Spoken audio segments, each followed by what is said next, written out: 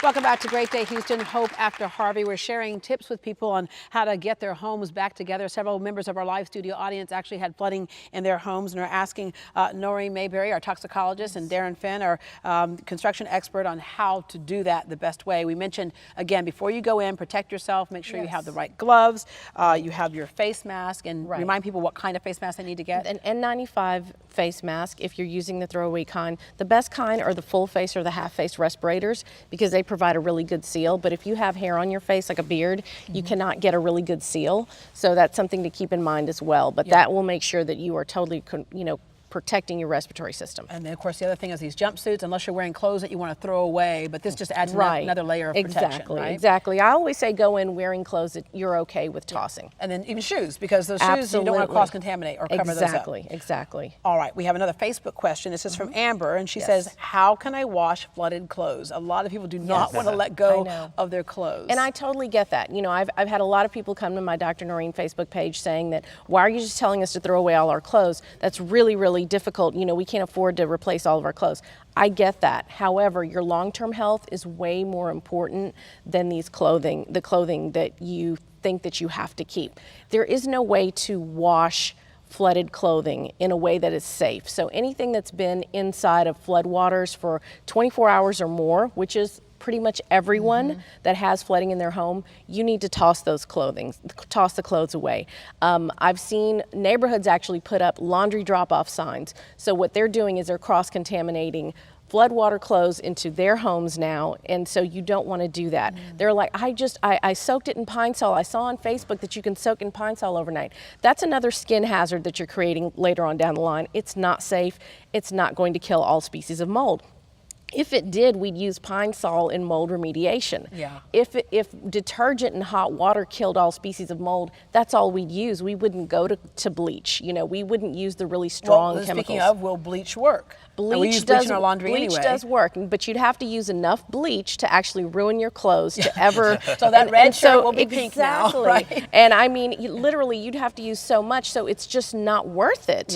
And so, a concern. I know a lot of shelters have excess clothes. I'm hoping that people will get those clothes and they clean them and get them to people, because they have been in floods. I know that there's going to be these moments where people are emotionally attached to something like a wedding dress. Or say, is there a way to do that? Now, yes, there is, but you have to find a cleaner that specializes in restoring flood damaged clothing. However, if that wedding dress was actually soaking in flood waters, it's going to be terribly hard. Well, maybe if it was white, you just bleach it and it's just white again, right? All right, we have another Facebook question here from Shelley Thomas, and Shelley says, do I need to test my house for mold? Now, if you're looking into the future, once people get their homes all put together, if you put them back on the market, a lot of times what they're going to ask for is, if you had flooding, we need to have that certificate. And you have to have it tested and professionally tested and get that certificate on the back end, Darren? Absolutely. Right. So I guess there's different schools of thought about the mold testing. Certainly, most of the time that's tested is to document what type of mold it is. If you have mold, most people can tell by the smell and seeing it. When people go, I must have molds when they smell it, but the problem is what's hiding. What we typically recommend in the construction industry is focus most of the efforts on doing the proper cleanup and the decontamination of it more than on the testing and the clearance, because there's not really any set guidelines for that, and you have to be very careful on making sure you select the right authorities to do it. Certain people are qualified to do it, but there's so many other people that aren't qualified to do it. And who should do it? I think what they're kind of asking is, well, who should do it? That's definitely a question for me, because that is a toxicology question. Because I've gone into places where the remediation was done, we did air quality testing, and we found that the air quality inside was still worse than the outdoors. So there were still sources of contamination, and it looked pristine. And so years ago, we started testing homes to clear them after the fact, and we would take a snapshot beforehand, because then if you have a snapshot beforehand, you compare it afterwards, you can see how the mold contamination has gone down. The hard part about a house is that it's almost like an incubator, if you will, so it keeps it all kind of inside. It definitely can. And then sometimes, like, I go back to the HVAC system. They didn't realize that the HVAC system was pumping in contaminated air, and so then you'd have to go back and just replace the ductwork, and then everything was fine. So I do totally agree with taking, getting someone who is qualified with taking air quality tests. Certified mold remediators is what you want to use, because they know about the air quality testing as well. And and getting that certificate important?